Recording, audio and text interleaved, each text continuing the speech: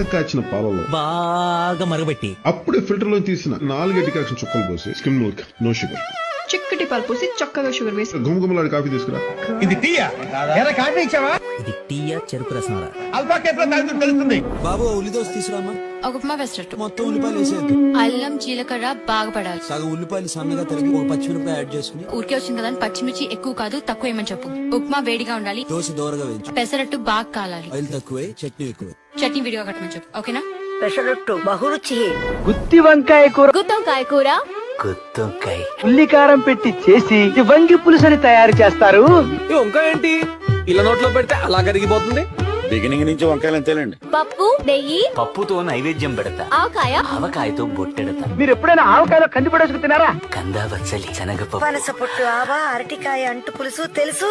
చివరికి మీగడ పెరుగు వేసుకుని తింటే పెరుగుతో శుద్ధి చేసి ఆత్మలింగంలో కలుపుకుంటా.